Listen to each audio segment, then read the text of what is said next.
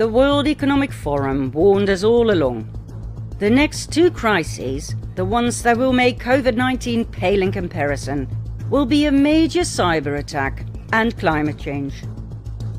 The cyber attack will shut down the entire economy of God knows how many countries. People in hospitals will die. Supermarkets will no longer be supplied. We will all starve or freeze to death.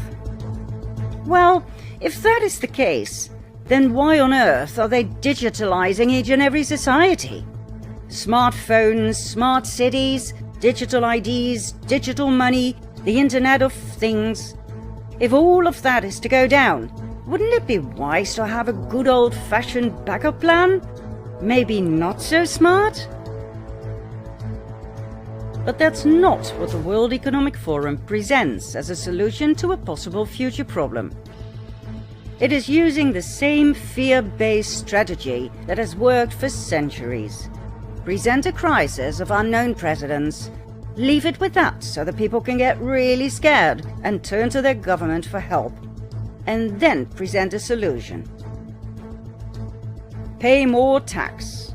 If we all pay more tax, all of the above can be warded off. We, the government, will keep you safe. Just give us your money, comply, and all will be well. Next, climate change. Remember what they said back in the 1970s? 10 years from now, there will be an ice age.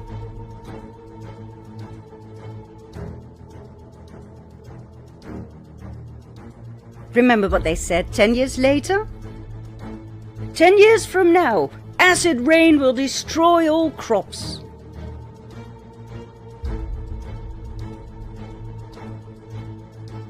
Remember what they said 10 years later? 10 years from now, the ozone layer will be gone.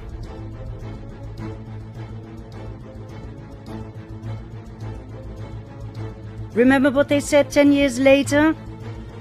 10 years from now, the ice caps will be gone, melted.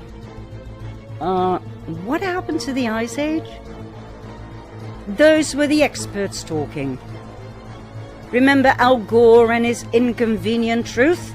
Alerting the public to an increasing planetary emergency due to global warming back in 2006, plus a sequel in 2017? Well, guess what? None of his terrifying predictions came true. He did win a shared Nobel Prize, though. God knows why. The ice caps are still there. We didn't get submerged in a modern-day deluge. Even the dikes in the Netherlands, a country partly below sea level, still hold. And we're all okay.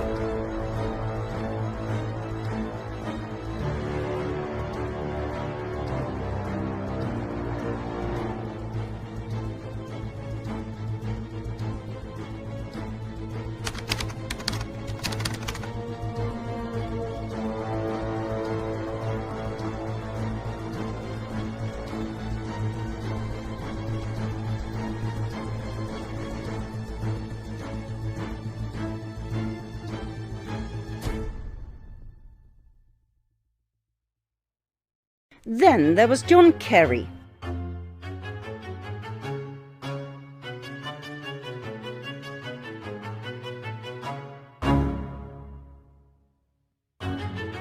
He is now US Special Presidential Envoy for Climate and speaker at the World Economic Forum, G7 and G20 meetings, where he shares his heartfelt, humble thoughts and emotions about saving the planet.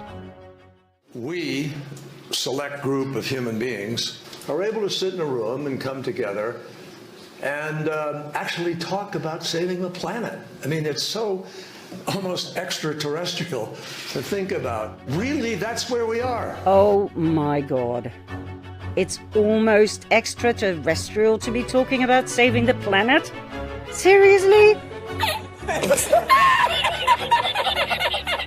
Well, maybe you shouldn't talk so much about saving the planet. Maybe you should actually do something. I mean, the man is loaded with millions of dollars. Do you know why he and his WEF buddies are still talking about saving the planet instead of acting accordingly?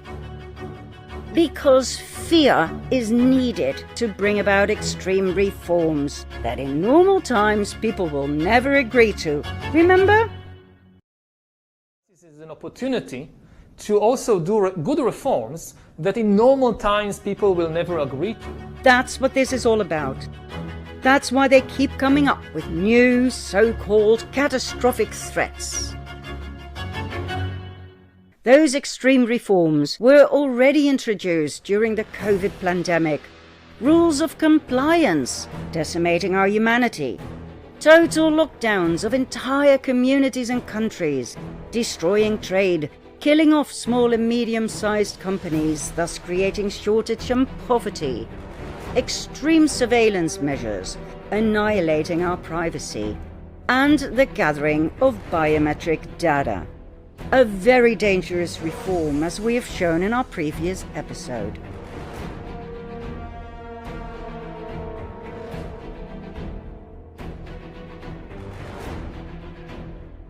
COVID-19 was an excellent fear inducer. It was implemented to test our ability and willingness to comply. We are now moving to the next level. The cyber attack they keep going on about has been rehearsed 3 times. Cyber Polygon. Just like the COVID pandemic was rehearsed in advance as well. More excellent fear inducers? A new world war against Russia due to the situation in the Ukraine. There was even talk about a possible nuclear war.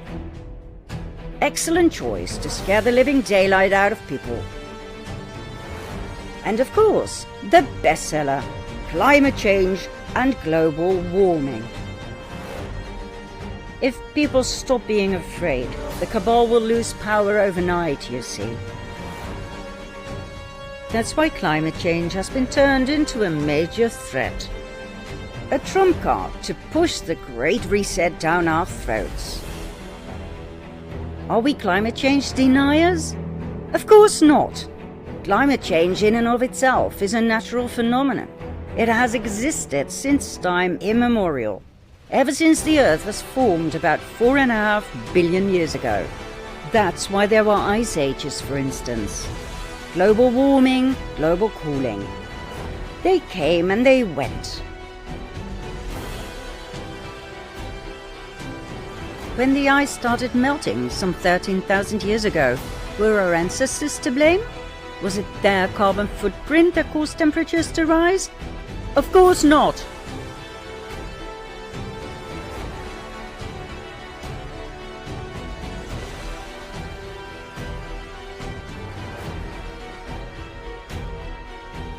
$350 is dangerous. Wow. Are you aware that since mammals have walked the planet, the average has been over 1,000 parts per million? Yeah, but we weren't walking the planet. We weren't walking the planet. At no point during the past 800,000 years has atmospheric CO2 been as high as it is today. The reason you chose 800,000 years ago is because for 200 million years before that, it was greater than it is today. Yeah, but there weren't human beings. I mean, there was a different world, folks. We didn't have 7 billion people. So how did it get to 2,000 parts per million if we humans weren't here? Because there were all kinds of geologic events happening on Earth which spewed up. Did geology stop when we got on the planet?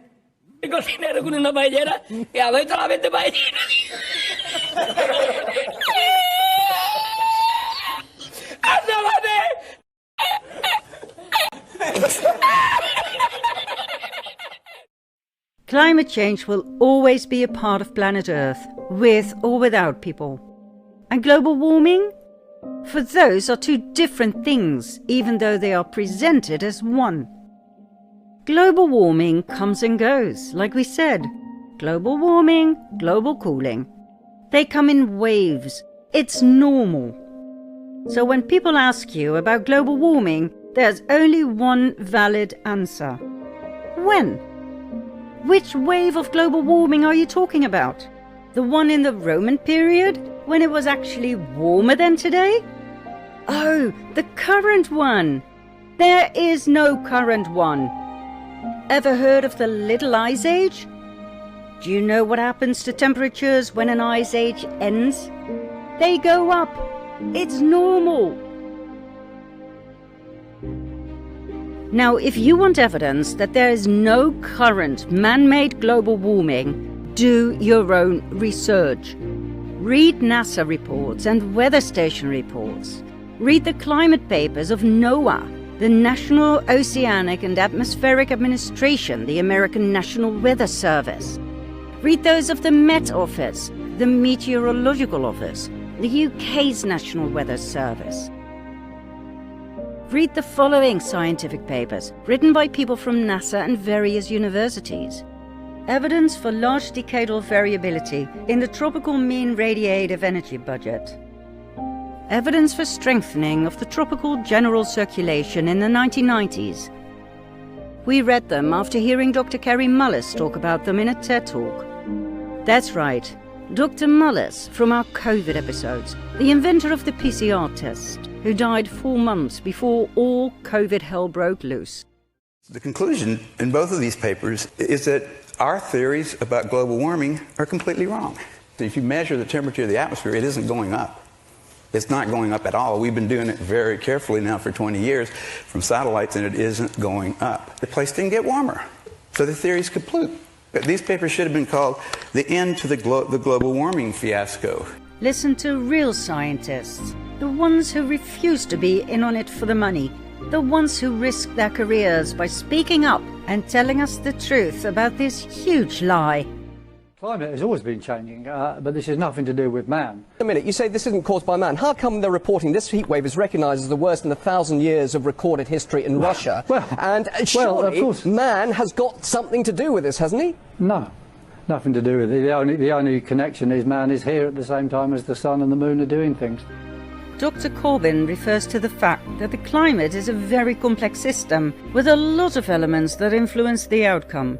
Solar activity, the phases of the moon, the Earth's tilt, its elliptical orbit around the sun, ocean circulations, changes in salinity, cloud amount, and much more.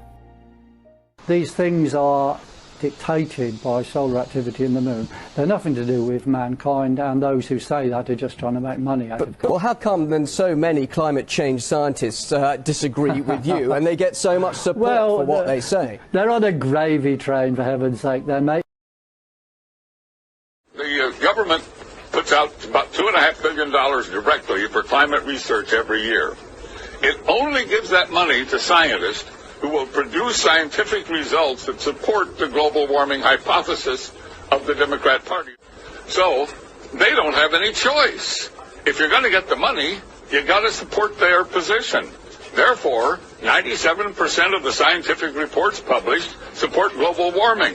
Why? Because those are the ones the government pays for, and that's where the money is. It's real simple, but that doesn't mean it's right. That doesn't make it true. If you get down to the hard, cold facts, there's no question about it.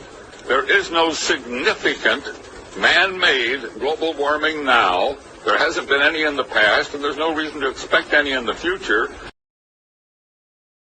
One of my missions is to turn on its head the idea that carbon dioxide is a pollutant and somehow dangerous, when in fact it is the most important nutrient for all life on Earth, and without it this would be a dead planet. Scientific method has not been applied in such a way as to prove that carbon dioxide is causing the Earth to warm. If we had definitive proof that CO2 was causing serious problems, don't you think they would write that down on a piece of paper somewhere so people could read it? They don't have definitive proof, period. Earlier this year, Dr. John Clauser was asked to talk to young science students in South Korea on how to become a really good scientist. He used this talk to share his opinion about climate change and about the climate gurus of the Intergovernmental Panel on Climate Change. Your work should be based on careful observations of nature. You must try hard and recognize what I will call an elephant in the room hiding in plain sight. I found an elephant in the room regarding climate change. I believe that the climate change is not a crisis. The current world is literally awash saturated with pseudoscience, with bad science, with scientific misinformation and disinformation for opportunistic purposes. Because, in my opinion, the IPCC is one of the worst sources of dangerous misinformation. I can confidently say there is no real climate crisis and that climate change does not cause extreme weather events. Thank you. When John Kerry presented his so-called evidence that the Earth's temperatures and the CO2 levels in the atmosphere showed identical graphs, he was lying through his teeth. When there is more carbon dioxide, the temperature gets warmer. What he didn't tell you is that temperatures rise and fall first. CO2 levels follow.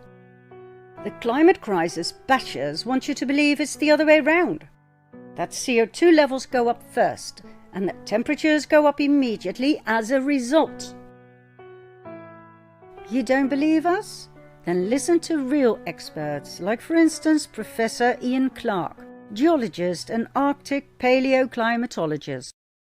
Here we're looking at the ice core record from Vostok, and in the red we see temperature going up from early time to later time at a very key interval when we came out of a glaciation. And we see the temperature going up, and then we see the CO2 coming up. CO2 lags behind that increase. It's got an 800-year lag, so temperature is leading CO2 by 800 years.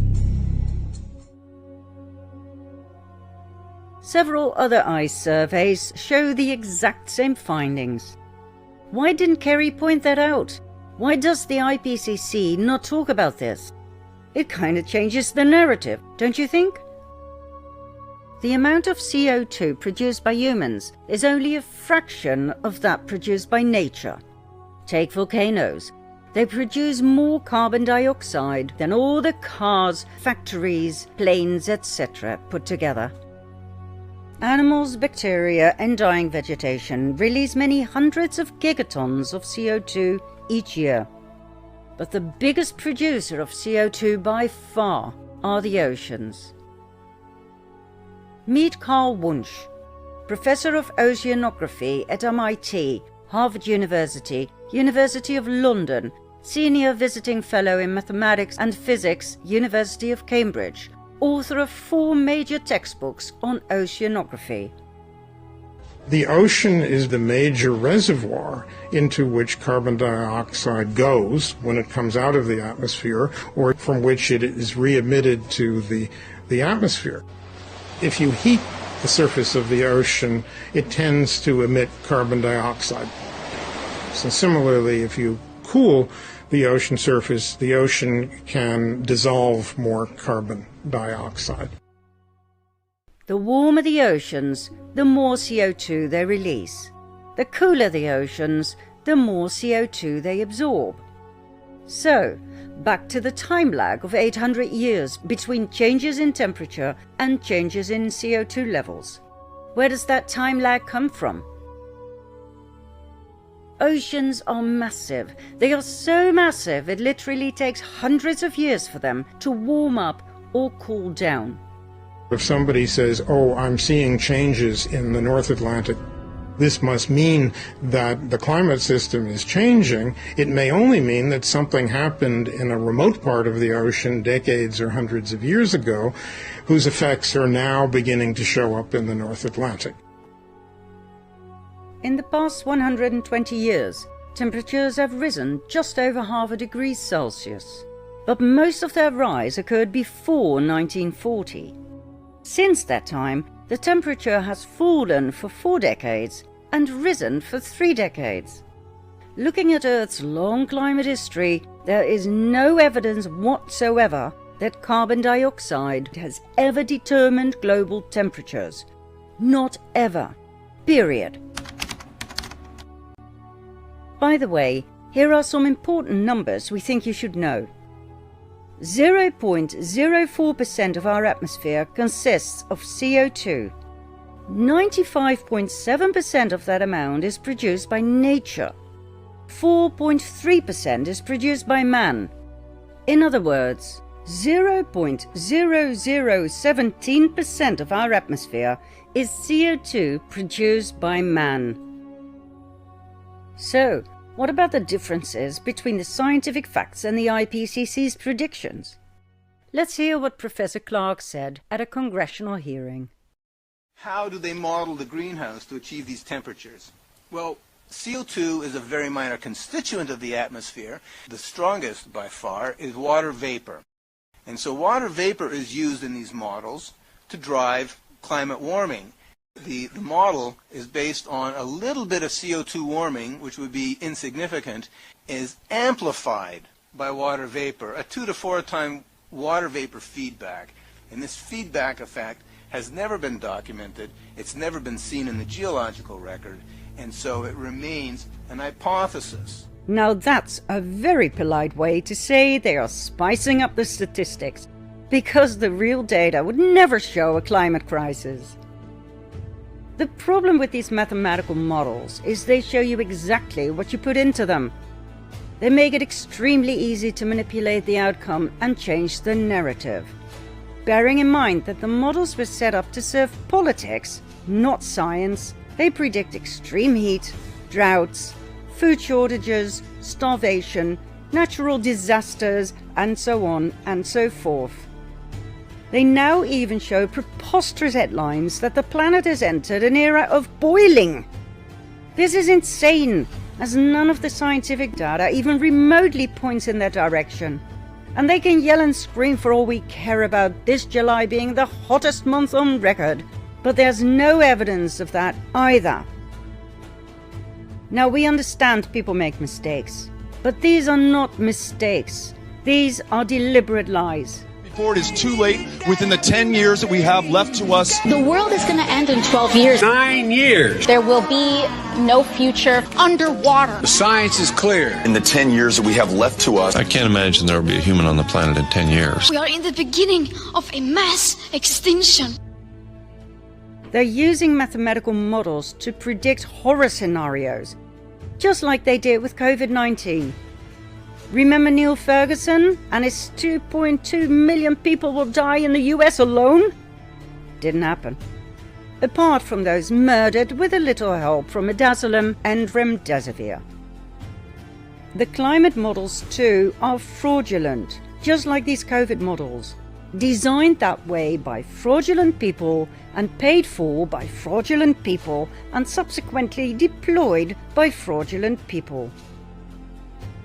The so-called hockey stick effect was created deliberately that way by flattening the curves before the Industrial Revolution, making it seem like a nice and steady line, after which they put totally exaggerated predictions into their models that subsequently sped out this insane graph.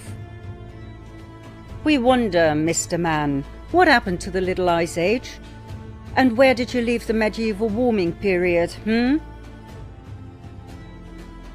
And how come IPCC, One World Government Panel on Climate Fraud, how come you want us to freak out over a predicted hotspot of greenhouse warming when the real temperature readings by radiosonde do not show a hotspot?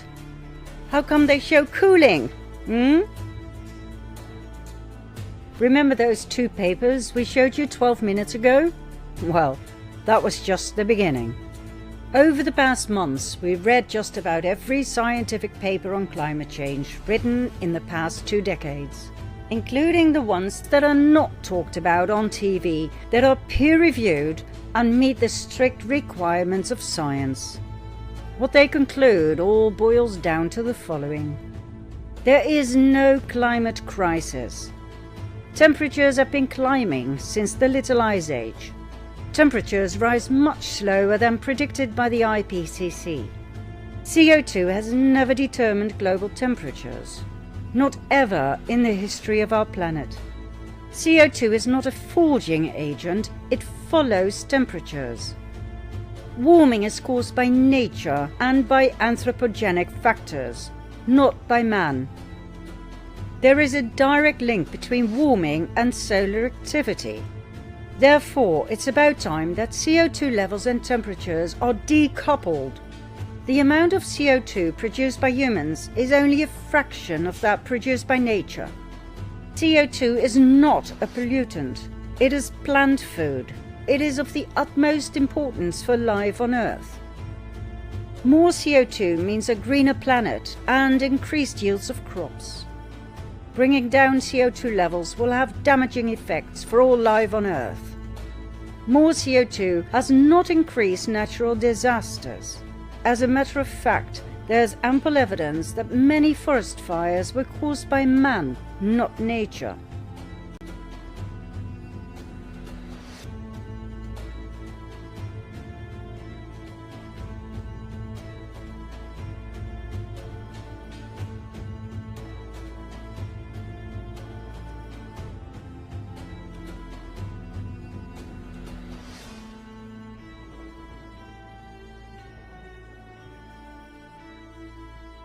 Crooked politicians using crooked models to blame everything on global warming and climate change. Oh, and by the way, cold weather kills more people than warm weather. Thousands of scientists from around the world are now stepping forward and speaking up about this huge political fraud, this scam called the climate crisis. They have formed coalitions trying to reach as many people as possible, trying to prevent yet another useless and devastating global lockdown. Clintel is one of them, the Global Climate Intelligence Group. Clintel has released a World Climate Declaration signed by 1,500 scientists and professionals. The title of this declaration speaks for itself. There is no climate emergency. A global network of over 1,500 scientists and professionals has prepared this urgent message.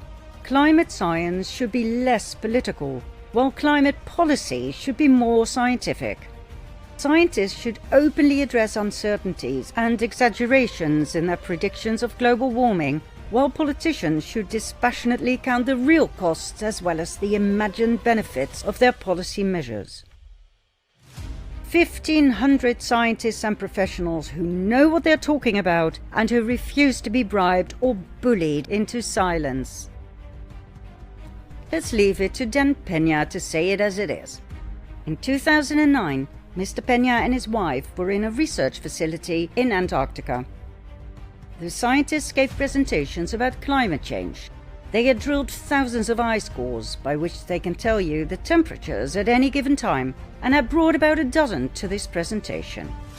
So they're going through the second or third core, and they said 275,000 years ago this was the temperature, blah, blah, blah, blah, blah. And then 55,000 years ago the world was 2 degrees warmer Celsius than it is today. And I said, well, you mean the whole world? He says, yes.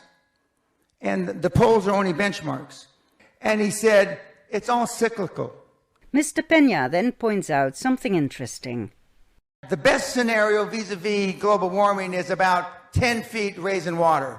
If the water on the planet is going to rise up 10 feet, that means the southern part of the United States is gone. England is gone. Most of Europe is gone. Most of Central America is gone. If it were really true, the banks wouldn't invest. The banks wouldn't finance. Not one motherfucking condominium. The financial institutions, the banks of this world know it's not going to happen. Otherwise, you couldn't get a goddamn loan in London. You know those 30, 40-year mortgages?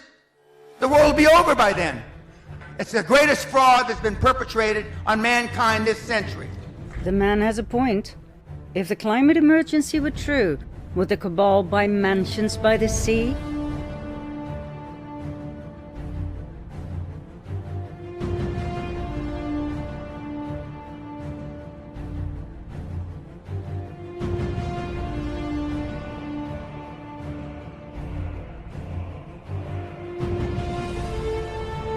You were lied to all along, and the mainstream media was, as always, in on it. They've already announced in our office that once the public will be open to it, we're going to start focusing mainly on climate, like global warming and Like that's going to be our next focus. Like our focus was to get Trump out of office, right? So our next thing is going to be for climate change awareness. What does that look like? I have a feeling it's just going to be like constantly showing videos of like decline in ice and weather warming up and like the effects it's having on the economy and really talking Who decides that? Head of the network. Zucker? Yeah. So that's like the next pandemic like story like that will beat to death. So climate change overload. Be prepared, it's coming. They lied about temperatures in general. They manipulated people by using new colors, red and orange.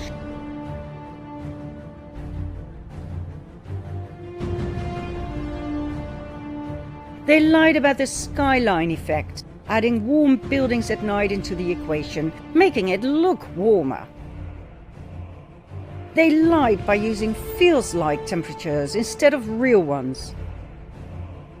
They lied by making you believe humans are much more to blame for CO2 than volcanoes and oceans and even decomposing leaves in autumn. They lied by telling you rising CO2 levels cause temperatures to rise, when in reality it's the other way round. They lied by claiming climate change causes health problems.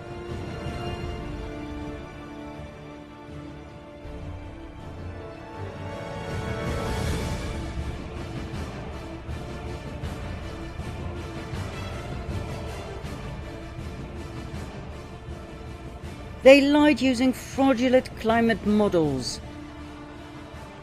They lied about there being a scientific consensus when there is none. And they deliberately silenced thousands of scientists who are trying to shout off the rooftops that there is no climate emergency. Other scientists are, to use Piers Corbyn's words, on the gravy train.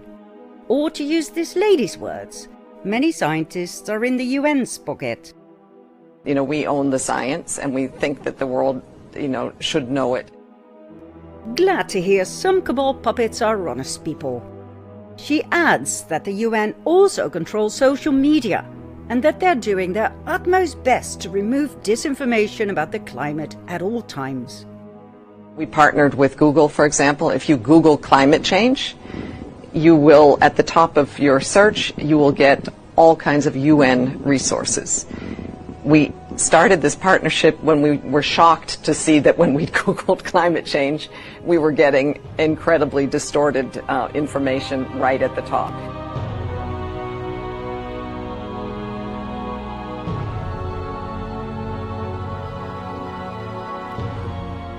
The mainstream media does the rest by spreading lie after lie after lie, until everybody is too brainwashed to have a different opinion. But like we said, when you simply do your own research, it's not that hard to see through their bullshit. When you see this, ask yourself the question, what study? What scientists? Find names and follow the money. On whose payroll are they? So whom do they represent?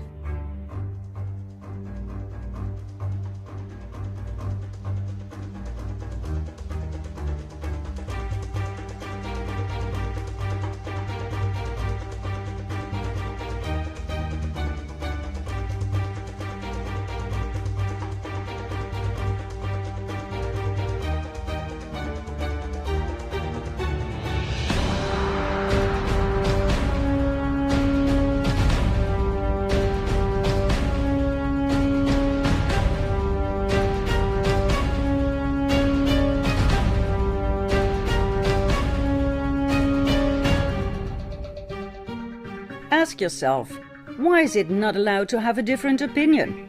One that can actually be defended with scientific facts instead of vague claims. Why are those who state there's no climate emergency called climate change deniers? Why should they be ignored?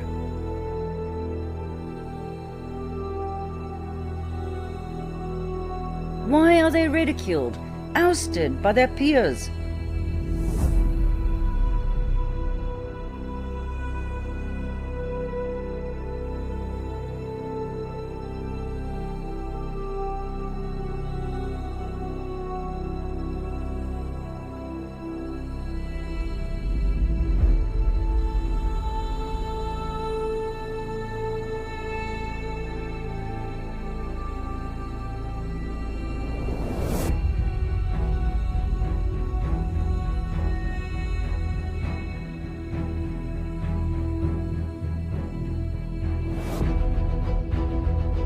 Why is fear being normalized? Why are we supposed to listen to a child instead of climatologists with amazing credentials? Since the climate crisis doesn't exist, how can we expect people to want climate action?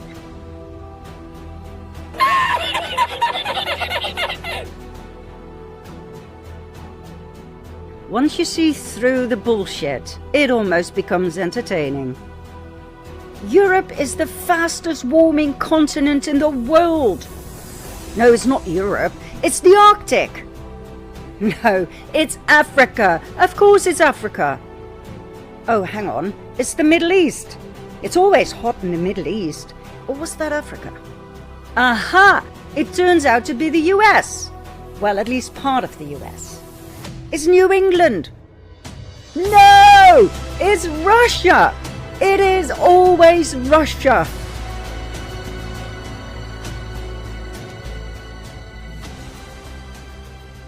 The entire climate hysteria is a fraud. Just like the COVID fraud, the Russian collusion fraud, and all the other frauds.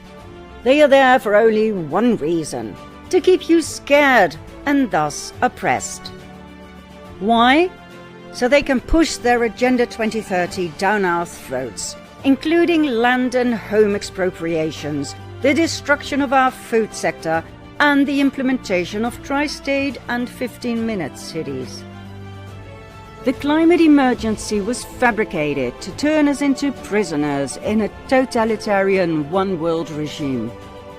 What they didn't count on, though, were the critical thinkers, those who did their own research and who refused to be silenced against all odds. Do you want to see where all of this will lead us? Then follow me to part 29.